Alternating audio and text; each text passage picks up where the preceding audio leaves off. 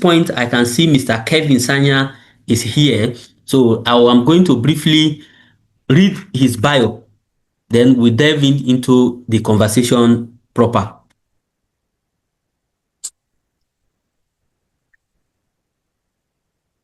Mr. Kevin is a Swedish Institute scholar, currently on sabbatical, pursuing further studies and research on real estate and transport at Malmö University, Sweden. He has over 8 years of experience in real estate development and investment across Kenya, Uganda, and Rwanda. Please, we can clap for him. It's not easy to have market insight across Uganda and Rwanda coupled with Kenya.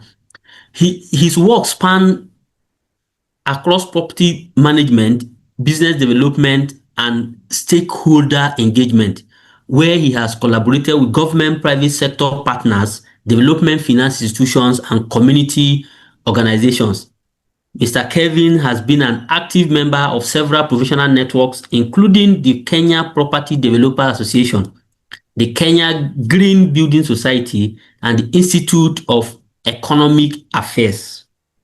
His research and professional interests lies at the intersection of innovation, affordable housing, and climate-resilient urban development in African cities.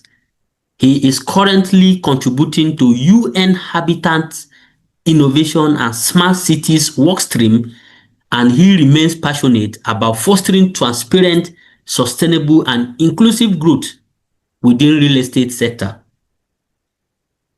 Mr. Kevin, you are highly welcome to African Real Estate and Business Insights Forum. It's my pleasure to have you again on this, our 7th edition. You're highly welcome, sir.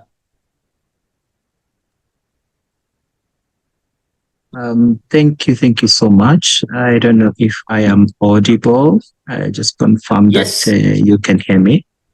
Yes. Good. You are highly audible. I can hear you. So are you ready for us to delve into the conversation proper? Yes, for sure. Very ready. Oh, okay. Thank you very much. Okay, Mr. Kevin, as a form of an icebreaker, can you help us to just give us a word of welcoming note to me and the few members we have before we delve into our conversation proper? Okay, thank you, Yunusa. It's always a pleasure to be among you in this conversation. I think I always say that the moment we stop talking, then the moment that's when things will stop working. So the moment we continue, so long as we continue having these conversations, then we'll be able to find solutions within us and around us that can be able to deal with some of the pressing issues that we have in Africa. So glad to be here. Okay, thank you very much, Mr. Kevin. So now we are talking about policy. Let's start with policy. We're talking about policy, and everyone agrees that policy is critical to any development, either global countries or Africa generally. Good policy and strong institutional framework is vital for any development. So what kind of policy action do you think can actually move the needle around this our conversation in real estate, housing, and infrastructure? Yeah, thank you for that question, Eunice. I think you had started alluding at some of the initiatives during your initial opener, but I think picking it up from there, I would say de-risking really starts with policy coherence, and many African countries have solid housing and land laws, but often they sit in silos. Rwanda has its own laws, Uganda with its own laws, Ghana has its own laws. And if we're looking at urban development, investment, and infrastructure policy holistically, then this fragmentation breeds a lot of uncertainty. So maybe I can share a few examples that I had noted down here. Of course, with my experience in Kenya, Uganda, and Rwanda, those are some of the key highlights that I would highlight.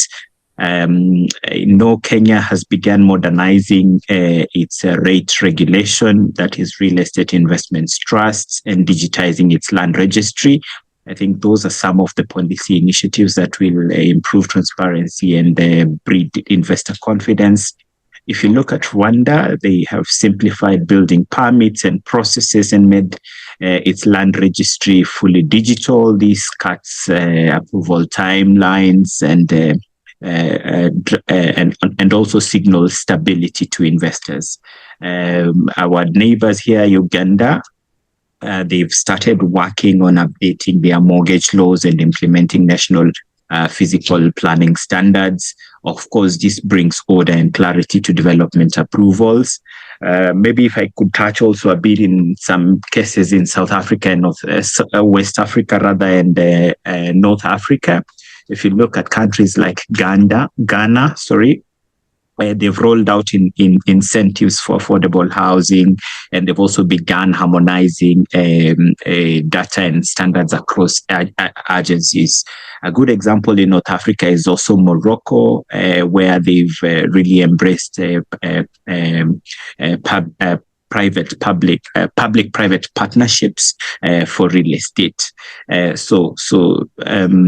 this, you would find cases on and on, including South Africa, who are also working on their rates framework, and many other examples that I can pin on. That tells you that indeed there was a gap in policy and it needs to be handled. So all these examples point to one truth, that investors can work with moderate risk. What they can't work with is unpredictable policy. So risks many investors can take, but when the policy is unpredictable, then consistency becomes very difficult. Okay, thank you very much, Mr. Kevin, for reinforcing the fact that investors need predictable policies that will work with. And also, I'm impressed with a lot of examples you are given, the REIT in Kenya, and also simplification processes that is ongoing in Rwanda, and also the Morocco example you gave on harmonization of data. So thank you very much. So let's quickly move to regional harmonization that is under policy coherence. Do you think you see do you actually see that happening in Africa, across Africa country? Do you think a Nigerian government or a Kenya government will allow a Rwanda policy, or Rwanda will accept a Nigerian policy? So let me see, how do you see it happening? Good question. I think there's really big steps that need to be taken, and the problem with Africa is we are very fragmented, but still there's tangible progress, albeit very slow. So like if you look at East Africa, harmonization of that policy will definitely come through the East African community, and South Africa side also, they have their own South Africa Development Corporation. West Africa also, they have their own body. So these bodies will be the driving force of harmonizing the policies that are different in each and every countries. But it takes a lot of institutional trust for countries to really work together to really harmonize these processes. So yeah, it is slowly taking shape. Wow, I love your certainty on that regard. And as you said, it will start from East Africa. I believe West Africa will also follow as the movement starts. Okay, thank you very much. Let's move to our next question. You talk about policy as a risk reducer, that transparency can easily lead to risk reduction. So what is the scale of transparency? How can we measure it? And how do you think people are actually tackling issue of transparency? Yeah, Eunice, I think spending 2 years plus in Europe has just taught me how important transparency is. So transparency might be the most undervalued form of risk management in African real estate, and we really need to address that. The scale is very huge. Investors lack access to reliable market data, construction costs, timelines, rental yields, performance metrics. That information gap raises perceived risks and slows down decision making. So maybe to put this into perspective, across the continent of Africa, the estimated affordable housing investment gap exceeds 2.5 trillion. I think you mentioned this earlier in your slide. So a lot of that capital is hesitant, not because it can't find projects, but because it can't verify them. So verification is critically important, and there's a big gap there. So, but however, in the past couple of years, we've been seeing a lot of progress, and I would mention a few practical solutions that we've started seeing in Africa to reduce the transparency gap. One of them that I think I was also part of contributing to it is the Open Access Initiative. That was spearheaded as a collaboration between Center of Affordable Housing, CAHF, which I think you've mentioned, Real, FSD Africa, Institute of Housing, IHS. They are creating a continent-wide open data hub for affordable housing. So it compiles verified projects and gives you at project level data, construction cost, financial returns, timelines, and yields, which is really missing in our market. And if you come to Europe, you would find all this data publicly available. Kenya is also piloting this platform, the Open Access Initiative. And I think if you go to the Real website, you would find a calculator that has a number of developments in Kenya that you can actually find this data that is publicly available. Center of Affordable Housing Data Agenda for Housing in Africa also goes further, training local institutions to collect and analyzing housing data, publishing country dashboards, and promoting the use of international valuation and reporting standards such as IVS and IFRS. So all these initiatives really help to bring that transparency out there. So when you look at, for instance, when you look at Ghana, for instance, if you go there as an investor and you are not aware of the construction cost per square, you go to Rwanda, you do not know how to get building permits. You go to Uganda, you do not know the yields that you would get. It becomes very difficult for you to make an investment decision. So transparency also includes ownership and clarity, which is very, very important. So beneficial ownership registers, digital land registries, and open permit systems reduce fraud and shorten due diligence. So that's also critically important. And we are seeing an update in these areas. Investors, developers, and governments are realizing that open data reduces costs and speeds up capital deployment. So the real challenge now is maintaining data quality and timelines. So we can't really afford to have bad data if we want to continue improving our real estate ecosystem. Over to you, Nisa. I don't know if I'm still okay. Thank you. Yes, I see you. Thank you very much. You have actually speak a lot about transparency. You talk about the problem is lack of access to reliable data that can make investors to make informed decisions. And also you talk about ownership and clarity about our processes to give that investor confidence. Everybody can attest to that. So across Africa continent, considering the mindset and perception of other countries about Africa. So how do you see trust manifesting across Africa countries? I think trust can be approached in three layers, sir. You can approach it through institutional trust, you can approach it through community trust, and you can also approach it through financial trust. And if we are able to approach this as an African continent, then we will definitely see changes in the investment landscape. So by institutional trust, I think we are looking at rules that are clear and consistently enforced. If you look at countries like Morocco, in North Africa is a very good case. Investors have confidence in planning laws, dispute mechanisms, which keeps long-term capital flowing. That's a very big gap in many African countries.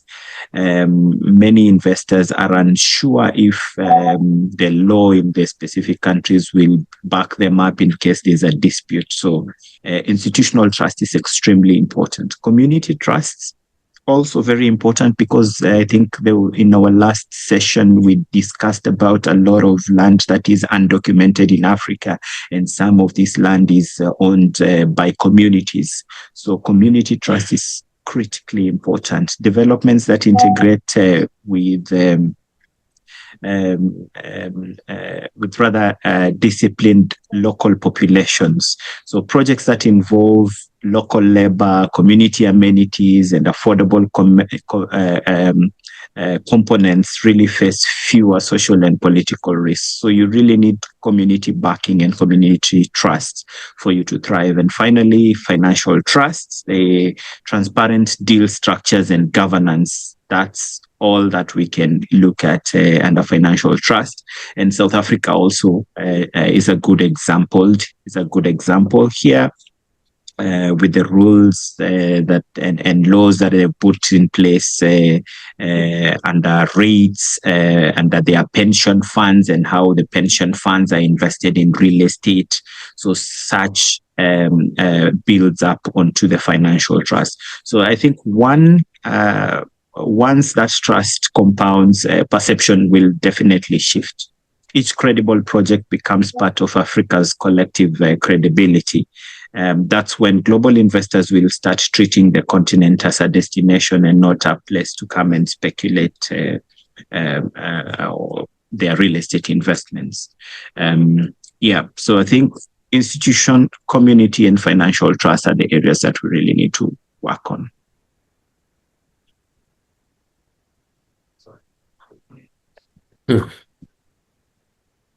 This is for we to have the trust, we need institutional, community, and financial trust. It means these three need to work together for we to actually have that trust that we are looking for, or to unlock the currency that we actually desire to drive our development. Thank you very much for that insight. So now let's go practical. We have been addressing it even for my presentation from the theoretical perspective. So now let's talk practical about this discussion. So what does the risking, if we want to remove risk from housing, infrastructure, and real estate ecosystem generally, how can we make it happen in terms of finance, policy, or practice? It's very possible to de-risk our sector, and I like using numbers. So initially I said 3 things, so I will also share just 4 things that can help us de-risk our sector. And one is financial tools. So financial tools are critically important. I think just recently, is it 2 weeks ago, Center of Affordable Housing, CAHF, hosted a conference in Nairobi where they were talking about blended finance in affordable housing. So that's one of the financial tools that we really need to leverage on if we want to see changes and if we want to drive investors into our market. So blended finance is important. Number two, credit enhancements and partial guarantees by development finance institutions. They can also help de-risk early projects in new markets. So those are the two key financial tools that I can give as an example now, but there are many other financial tools that we can look at. Number two is sustainability and climate alignment.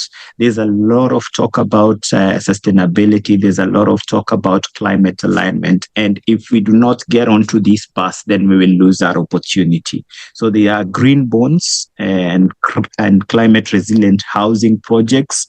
We've seen these in Ghana. There are some in Nairobi. I think Econ did a green bond and it was very successful. We've also seen them in work in Morocco. So these are some of also the other tools that we can use. Number three is capacity and professionalism. That's critically important. I would say it's top on the priority list. So if you look at Uganda and Rwanda, for instance, they are training their valuers, training their planners, property managers to improve institutional quality because weak capacity in itself is a form of risk. And this is not just school training, because these people are professionals. They've gone through school, they've gone through universities. It's training them and constantly training them on the changing environment of the real estate system, on the changing needs and on the emerging opportunities and the emerging threats such as climate change. And finally, transparency, which we have just talked about, trust and transparency. So voluntary data sharing agreements between developers, financiers, local governments is a practical way to keep information and ecosystems alive and self-correcting. Because if I usually say it does not hurt me to share my data because the pie is too big. The pie is too big. I cannot eat it by myself. The opportunity in Africa is too big. So if you keep information by yourself, you are hurting the market. So the moment we are able to share this information transparently, then we will be able to really unlock a lot of cash flows. So ultimately, de-risking is less about exotic instruments and more about predictability. When systems are steady, then capital flows naturally. You have actually said a lot on this, your practical approach. You gave us 4 financial tools, which is very important, as you said. And also, I love how you highlighted it, credit enhancement and guarantee. I think that is what infra credit is doing by guaranteeing developers with the financial institutions to unlock capitals. So I appreciate your intelligence on that. Then also you talk about sustainability and climate alignment. So now in the global perspective now, if you are not talking about climate alignment, you will be left off guard of the happenings globally. And also you talk about capacity and professionalism, which is very important, and you use Uganda as a case study. And also, most importantly, transparency. I'm going with one of your quotes. You said, if you keep information to yourself, you are hurting the market. I believe this is one of the quotes we have to share after this session. So let's round up because we are taking enough time. You have talked about approach this from a broader perspective, the way I even look at it before. You have talked about policy, you also talk about trust and also technology. So if you could leave us with one message, what message it will be? With one key message that the audience or the viewers should go along with? What key message do you have for us? Sir, I think the main message is just tied to the main topic for today. We want to de-risk Africa real estate, and many have different views, but I would say this: it's not about eliminating uncertainty, because uncertainty is not the problem. It's about earning reliability. We need to be reliable. When I go to Rwanda and I want to expand my market to Nairobi, I need to know that the policies and the returns are reliable, and the information that I get from these different countries are reliable. So when governments keep policies consistent, developers deliver transparently, and investors will commit long term. And then we will create a culture of trust. So de-risking real estate in Africa isn't about eliminating uncertainty. It's about earning reliability. I think that's my take home for our audience today. And when we talk about trust, it's more than land or capital. It's Africa's most valuable real estate asset. So trust is the most valuable asset that we should build on in Africa today. Alex, thank you so much. Let me give you a round of applause for what you left us with. You said something very important. It is not about eliminating uncertainty.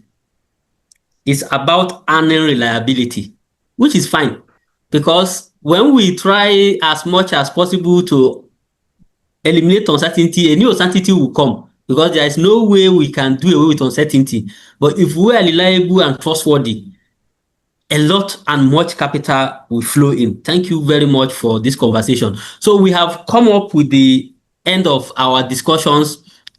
Anybody with question and contribution within the next 5 minutes so that we can round up? Questions and contribution. Okay, I can see a question here. How can a greenhorn?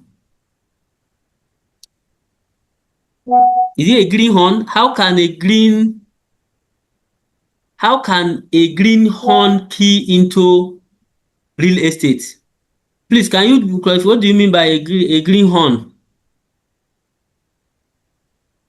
Do you understand the question? It said, how can a greenhorn, that is an inexperienced person, key into real estate business, a newcomer, someone that just want to start? How can the person key in? What advice do you have for that person? Real estate is far, much, and wide. Identify a gap, identify a niche, understand your market, understand what your skill set brings, and then fit into that. Yeah, because like I say, real estate is far and wide. You can look at it as commercial, residential, land, logistics. So look at your environment. What are the gaps that are there? Look at your skill set, look at your networks, and then you can start somewhere. You can start with selling land. If there's a gap in ownership of land, you can start with selling or doing property management for residential units for rent if there's a big market for that. So just identify your market and be a trustworthy person. I think that's what it's our take home today. Be reliable.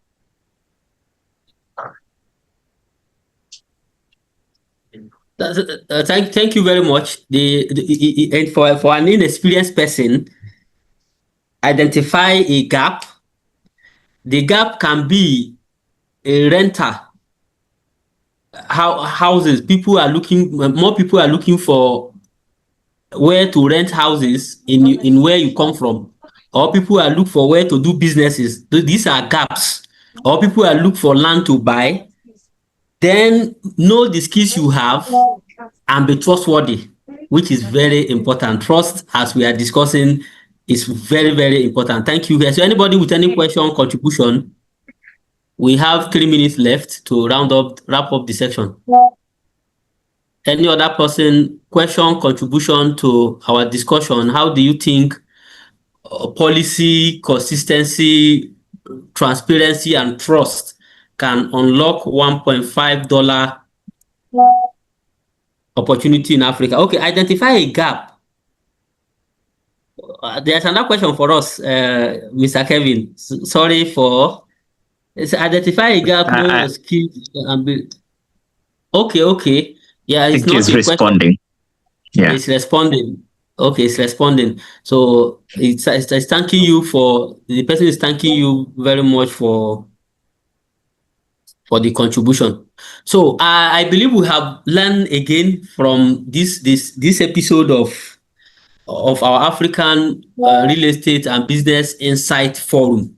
So thank you very much, Mr. Kevin, for always answering to my call. Despite the short notice call I gave you about this discussion, you show up. This forum is, as we started earlier, this forum is for we to equip ourselves. Thank God that today you charge us for capacity development. And one way to develop capacity is through knowledge sharing and also shared insights, and at the end of the day, collaboration and partnerships. This is what we stand for in African Real Estate and Business Insight Forum. Thank you very much for investing your time, your knowledge and resources in ensuring that this conversation happen. So we hope that your door is always open for us, as I know that we'll come back again next time. That your knowledge from Rwanda, Kenya, and Uganda will harness it for our development. So thank you very much. And everyone, thank you until we come your way again next month, November, on this session. So permission to wrap up. Thank you very much.